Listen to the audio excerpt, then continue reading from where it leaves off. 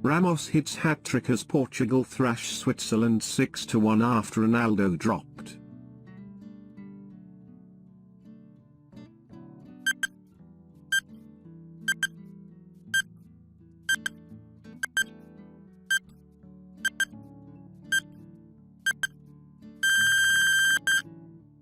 If you bench Cristiano Ronaldo, the replacement player better not fail. Age 21 is Gonzalo Ramos.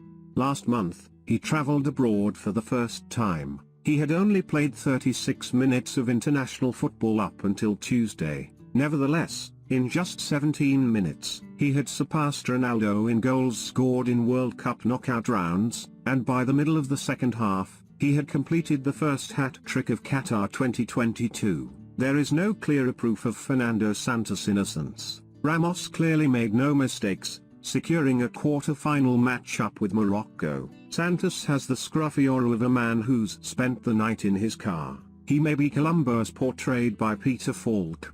When he criticized Ronaldo for his shushing gesture after being replaced against South Korea the day before the game, it felt significant because he is not a man who has ever voluntarily done anything interesting. Given similar incidents at Manchester United, it is widely believed in Portugal that Ronaldo was referring to his critics, of which there are an increasing number. Ronaldo claimed it was directed at the South Korean forward Cho Gyu-sung, who was attempting to shoo him off the field. According to a reader survey in the sports newspaper Ebola, 70% of respondents said he shouldn't start the match against the Swiss. Portugal last started a live tournament match without Cristiano Ronaldo against Russia at Euro 2004. That was 6,747 days ago.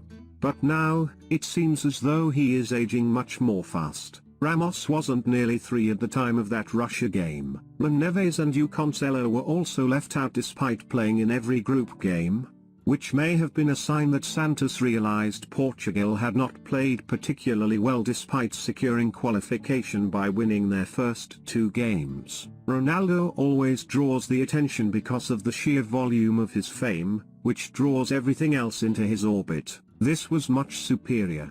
Teams perform better without a black hole up front that pulls everything else into its powerful gravitational field, as United has discovered this season. Portugal had a sensation of lightness, of relaxation, and of inventiveness. Ramos moved, allowing others to get away from him. Bruno Fernandes, Bernardo Silva, and João Felix make up Portugal's attacking midfield 3, and they are all brimming with creative potential that is just waiting to be released. Although Santos typically avoids releasing the brakes, perhaps because he fears the car would roll away while he is dozing off in the rear seat, this time it was successful.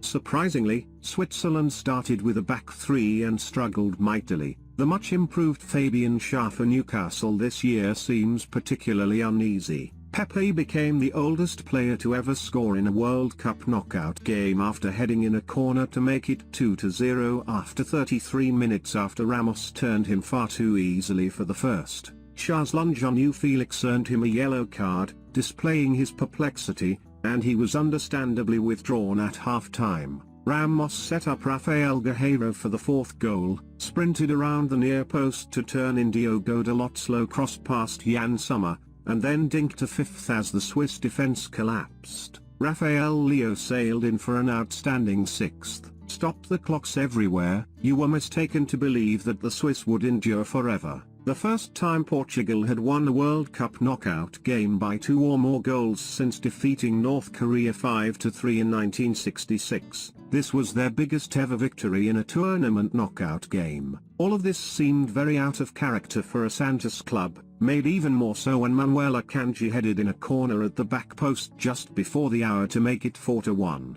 Santos started pointing and staring as soon as he reached the edge of his technical area. There were a lot of people having way too much fun. Ronaldo joined the celebratory huddle after Pepe's goal, grinned widely after Ramos' second goal, and stood and cheered the 4th. He appeared to be genuinely excited by everything.